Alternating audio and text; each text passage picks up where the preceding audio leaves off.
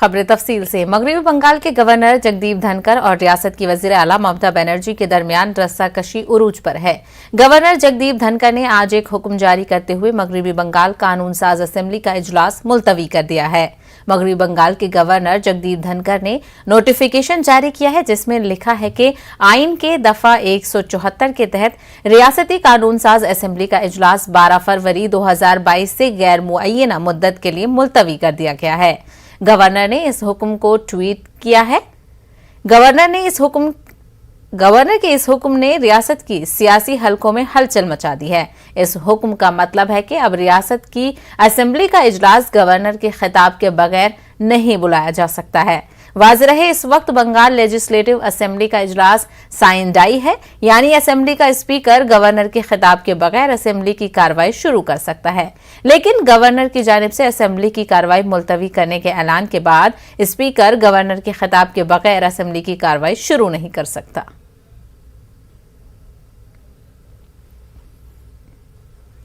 वजीर खारजा एस जयशंकर ने क्वेट समिट के मौके पर मेलबर्न में अपने अमरीकी हम मुनसिब एंटनी ब्लिंकन से मुलाकात की, जिसके दौरान दोनों लीडरों ने अफगानिस्तान की मौजूदा सूरत हाल, रूस यूक्रेन की सरहद पर रूसी अफवाज की बढ़ती हुई तादाद के पेश नजर सिफारती कोशिशें, म्यांमार में जमहूरियत का मुस्तकबिल और कोविड-19 पर तबादला ख्याल किया। अमरीकी महकमा खारजा के तर्जुमान नेड प्राइस ने कहा कि ब्लिंकन और जयशंकर ने दो तरफा ताल्लुकात का जायजा लिया।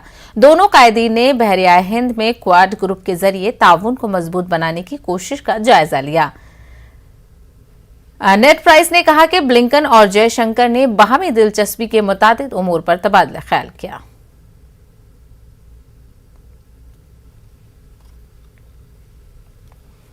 यूक्रेन पर रूसी हमले के खदशे के पेश नजर अमरीका ने कीव में अपना सिफारत खाना खाली करने का फैसला किया है। जराये के मुताबिक वजारत खारजा इस सिलसिले में कोई हिदायत जल्द जारी कर सकती है। जराये के मुताबिक अमरीका महदूद सिफारतकारों को पोलैंड से मुत्तसिल सरहद के करीब रखने का मंसूबा रखता है, ताकि सिफारती सतह पर वहां होने वाली सरगर्मियों पर निगाह रखी जा सके। गुज़िश्ता दिनों पेंटागन ने 3000 फौजियों को भेजने का ऐलान किया है। अमरीका के 1700 फौजी पहले ही पोलैंड में मौजूद हैं। इसी बीच अमरीका ने यूक्रेन में मुकीम अपने शहरियों को जल्द यूक्रेन छोड़ने का मशवरा दे दिया है। कौमी सलामती के मुशीर जैक सुल्लिवान ने यूक्रेन में मुकीम अमरीकियों को आइंदा 24 से 48 घंटों में यूक्रेन छोड़ने का मशवरा दिया है। अमरीका के साथ साथ फ्रांस, नीदरलैंड और कनाडा ने भी यूक्रेन में मौजूद अपने शहरियों को यूक्रेन छोड़ने को कह दिया है।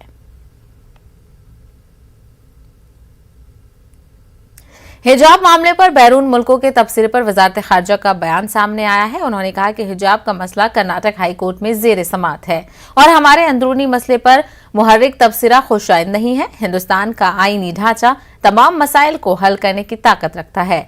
वाज़ेह रहे कि इस मामले पर सोशल मीडिया पर गर्मा गर्म मुबाहिसे भी जारी हैं।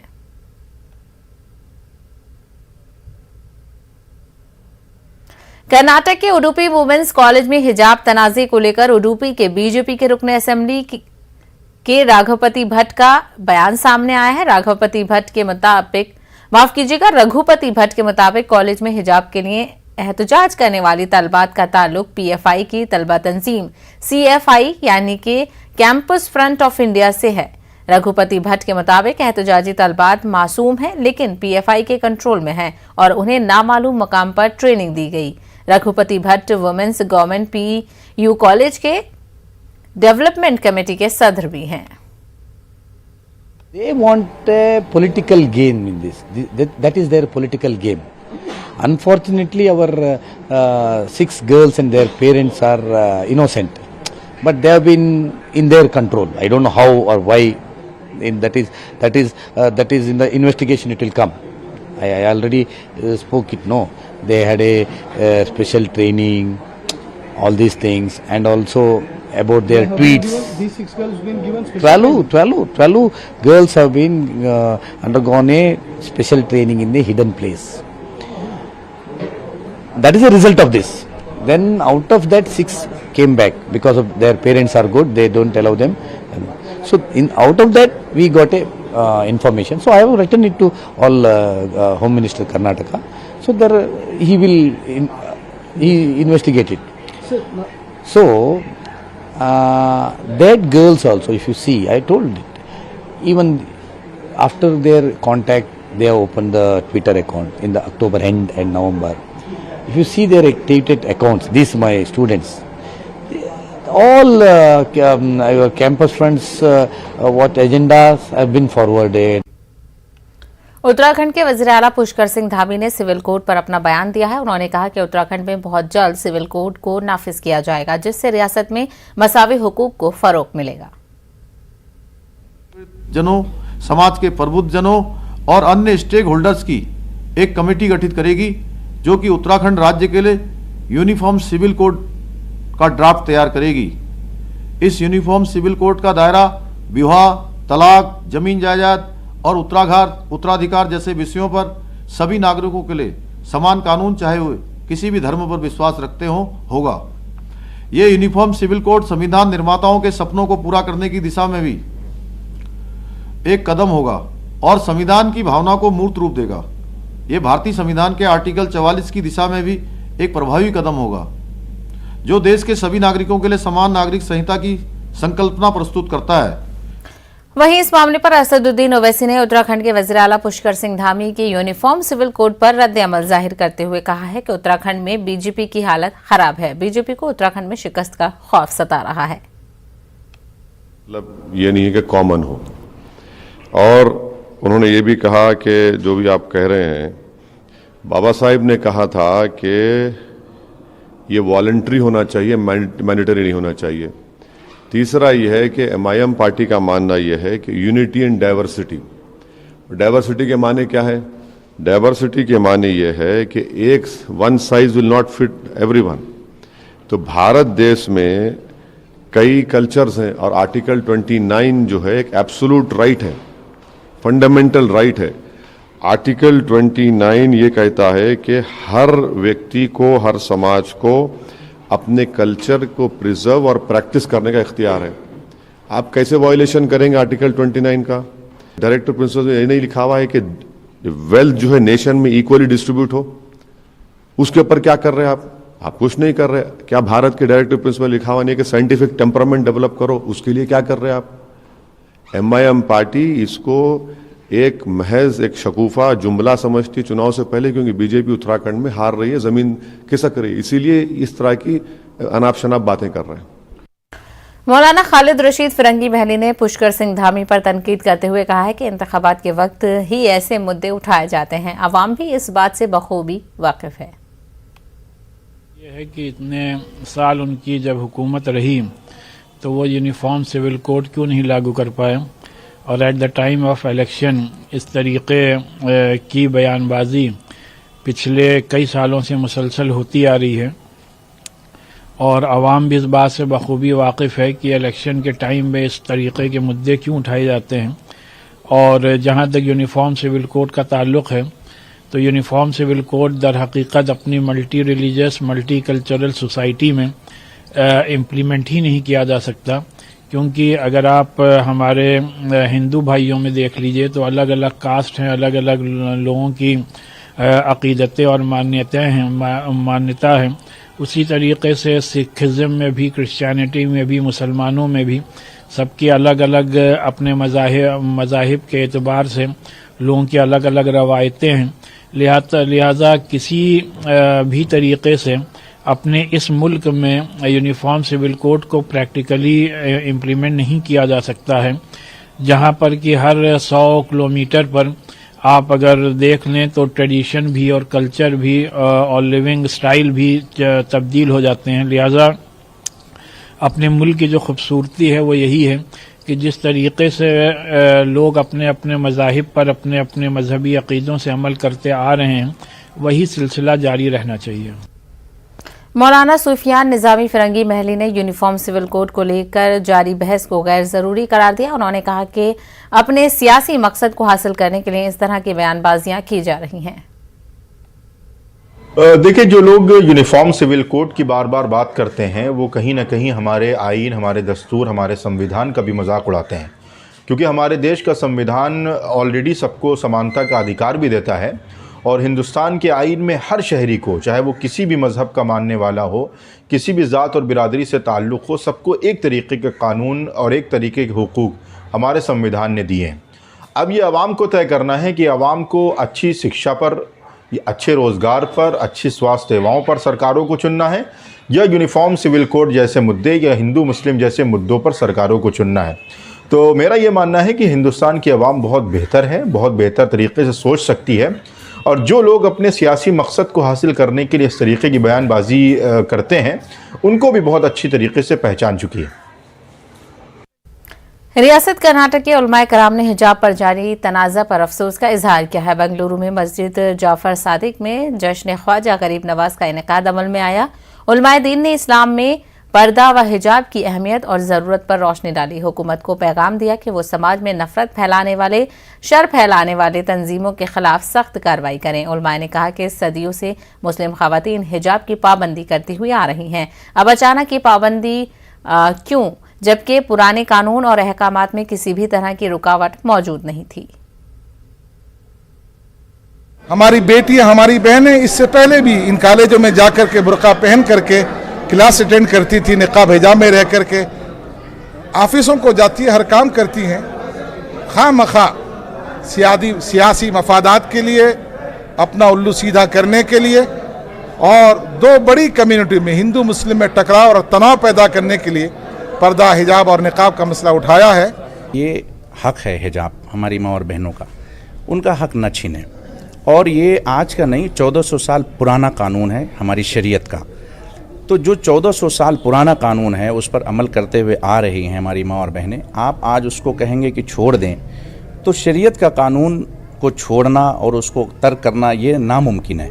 मैं गुजारिश करूँगा उन तालिबा से, और मैं उनको दाद देना चाहता हूँ, मुबारकबाद देना चाहता हूँ कि वो जिद्दोजहद कर रही हैं। चाहिए है कि हिजाब के ताल्लुक़ को लेकर जो है यहाँ के पुरअमन माहौल को बिगाड़ने की कोशिश करने की साजिश रचा रहे हैं। इंशाअल्लाह हमें उम्मीद है उनकी साजिश नाकाम होगी।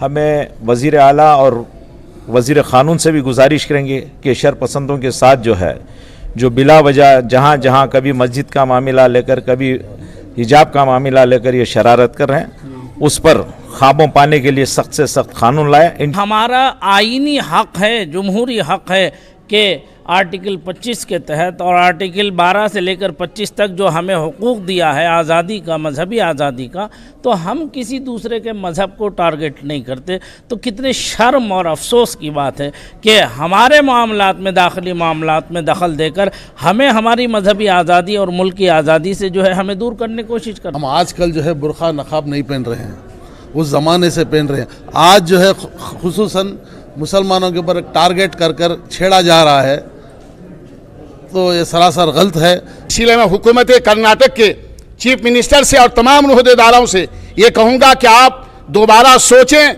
और यहाँ का हाई कोर्ट भी अभी तक फैसला नहीं दिया है, और हमें उम्मीद है, यकीन है कि उनको इस्लाम के कानून के मुताबिक ही फैसला देना है। और फिलहाल रुकेंगे छोटे से ब्रेक के लिए, जल्द लौटेंगे कुछ और खबरों के साथ।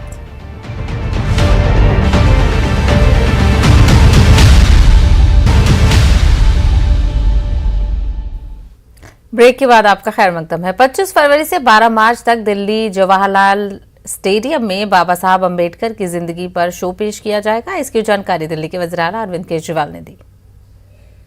महीने में उनके महापरिनिर्वाण दिवस के अवसर पे दिल्ली सरकार ने निर्णय लिया था कि बाबा साहब अम्बेडकर के जीवन पे हम एक बहुत बड़ा शो करेंगे, नाटक करेंगे, जनता को दिखाएंगे, ताकि देश की सारी जनता जो है वो, दिल्ली की सारी जनता जो है वो उससे प्रेरित हो सके। दोबारा 25 फरवरी से शुरू होने जा रहा है।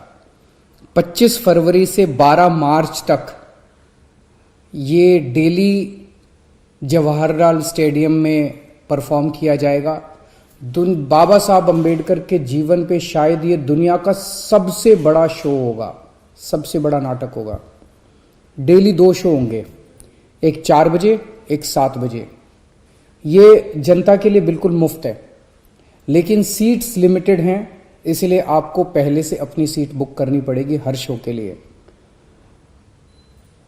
यहाँ पे टिकट बुक करने के लिए आप इस नंबर पे डायल कर सकते हैं 8800009938 88 4 बार 0 9938, या आप लॉग ऑन कर सकते हैं babasahebmusical.in पे और अपनी टिकट बुक कर सकते हैं। उत्तराखंड असेंबली इंतखाबात की वोटिंग से कबल लफ्जी जंग जारी है। कांग्रेस की जनरल सेक्रेटरी प्रियंका गांधी वाड्रा ने खटीमा में आवामी रैली से खिताब करते हुए बीजेपी पर निशाना साधा। उन्होंने कहा कि पूरे मुल्क की पॉलिसियां सिर्फ 2 सनतकारों के लिए चल रही हैं जो वज़ीर-ए-आज़म नरेंद्र मोदी के दोस्त हैं। प्रियंका ने कहा कि जब बजट आता है तो गरीबों, किसानों, मुतवस्सित तबके, छोटे और दरमियाने दर्जे के ताजिरों के लिए कुछ नहीं दिया जाता, जबकि वो मुल्क की रीढ़ की हड्डी की हैसियत रखते हैं। रद्द करने के बाद भी जब इनसे पूछा गया कि जो शहीद किसान हैं उनके लिए आप क्या करेंगे, उन्होंने कहा शहीद किसान तो है ही नहीं, सूची ही नहीं है हमारे पास, हम क्या करें मदद उनकी। तो नियत समझ लीजिए। आपके यहां भी आवारा पशु की बहुत बड़ी समस्या है, उसे सुलझाने के लिए क्या किया? कुछ नहीं। बेरोजगारी की बात करते हैं, बड़ी बड़ी संस्थाएं हैं BHEL जैसे, रेलवेज जैसे, जहां से बहुत रोजगार मिलते हैं। सरकार क्या कर रही है? इन्हें बेचने की योजना बना रही है। किसको बेचेगी? उन्हीं 2-3 उद्योगपतियों को जिनको पूरा किसान कानूनों से फायदा होने जा रहा था, उन्हीं को बेचने जा रही है। देश के सारे बंदरगाह किसको बेचे? किसको? देश के सारे हवाई अड्डे किसको बेचे? देश की सारी मीडिया किसके पास है? देश का पूरा पेट्रोलियम, टेक्नोलॉजी, ये सब किसको दे रहे हैं? रुख करेंगे उत्तराखंड का, जहां पर वज़ीर-ए-आज़म नरेंद्र मोदी खिताब कर रहे हैं।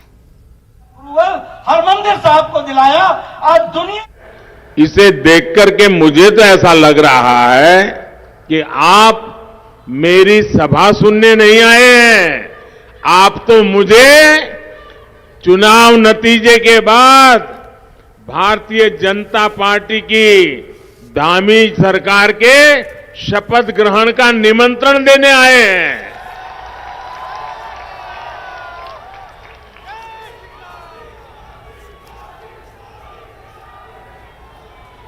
14 फरवरी को आपको पूरे उत्तराखंड को घर से जरूर निकलना है, कमल के निशान पर बटन दबाना है।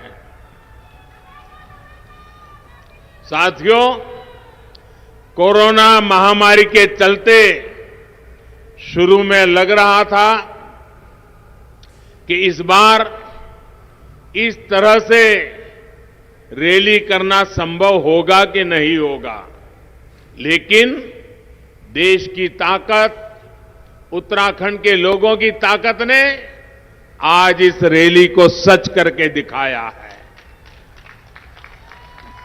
ये इसलिए मुमकिन हो रहा है क्योंकि आज उत्तराखंड के पास वैक्सीन की सुरक्षा कवच है। हमारे उत्तराखंड ने रिकॉर्ड समय में 100% आबादी का सिंगल डोज वैक्सीनेशन करके दिखाया है। मैं इस जागरूकता और निष्ठा के लिए आप सभी नागरिक भाइयों बहनों को हृदयपूर्वक बहुत बहुत बधाई देता हूं। मैं आपके युवा मुख्यमंत्री श्रीमान धामी जी को, उनकी पूरी सरकार की टीम को भी बधाई देता हूं कि उन्होंने वैक्सीनेशन का काम गांव-गांव, घर-घर पहुंचाया, कठिन से कठिन परिस्थिति में भी पहुंचाया। धामी जी के काम ने ऐसे लोगों का मुंह बंद कर दिया है जो कहते थे कि दूर सुदूर पहाड़ों में इतनी ऊंचाइयों पर वैक्सीन तो पहुंच ही नहीं सकती है। आपको मालूम है ना ऐसी बातें कौन करते थे, जानते हो ना आप लोग? ये निराशा से भरी हुई बातें किसकी होती थी? आप इन लोगों को भली भांति पहचानते हो ना? ये वही लोग हैं जिन्होंने वैक्सीनेशन अभियान के दौरान भारत की वैक्सीन को लगातार बदनाम किया, लगातार। कामयाबी हासिल करने की कोई उम्र नहीं होती, इसे मेहनत और लगन से किसी भी उम्र में हासिल किया जा सकता है और यही हमने अपनी पहल बायजूस यंग जीनियस सीजन 2 में हर बच्चे में देखी है। आइए एक नजर डालते हैं वीर कश्यप और तनुष्का सोजत पर, जो इस हफ्ते बायजूस यंग जीनियस पर दिखाई देंगे। In India, board games have been played since ancient times and India is the land of board games. मेरा नाम वीर कश्यप है, मैं 11 साल का हूँ। मैं एक बोर्ड गेम डिज़ाइनर हूँ। मैंने कोरोना का नामक एक बोर्ड गेम बनाया है। This game actually promotes social distancing and yoga and it encourages people to follow all the guidelines. Corona का बोर्ड गेम के लिए उसे इस साल प्रधानमंत्री राष्ट्रीय बाल पुरस्कार अवार्ड मिला। उसके बाद इंडियन अचीवर्स फोरम ने उसे यंग अचीवर्स का अवार्ड भी दिया। मैं और भी बोर्ड गेम्स डिज़ाइन करने के प्रोसेस में हूँ और मैं चाहता हूँ कि एक दिन मेरे डिज़ाइन किया हुआ बोर्ड गेम हर एक घर पर हो।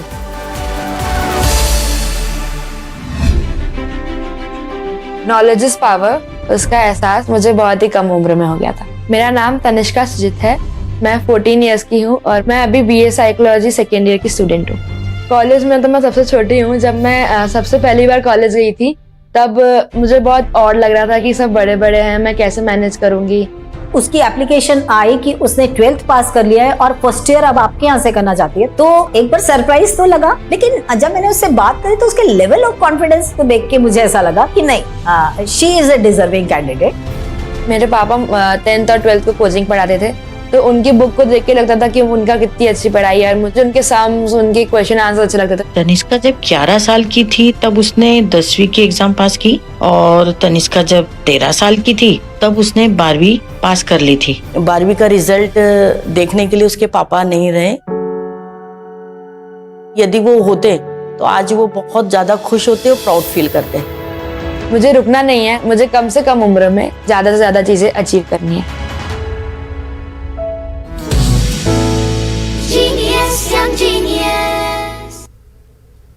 कोरोना वबा के दौरान बाहमी इमदाद और इन्हिसार का जज्बा मुस्तहकम हुआ है। मुल्क इस वबा से मुत्तहिद होकर मुकाबला कर रहा है। टीकाकारी के ऐलान के बाद हम बेहतर ताउन करें जिससे हम कोरोना को मात देने की जानिब कदम बढ़ा सकें। नेटवर्क 18 इस मुहिम में हर कदम पर आपके साथ रहेगा। जब तक सभी महफूज नहीं तब तक कोई महफूज नहीं होगा। इसी सोच की बुनियाद पर हमारी मुहिम संजीवनी का मकसद ये यकीनी बनाना है कि वैक्सीन पाना सभी हिंदुस्तानियों का हक है।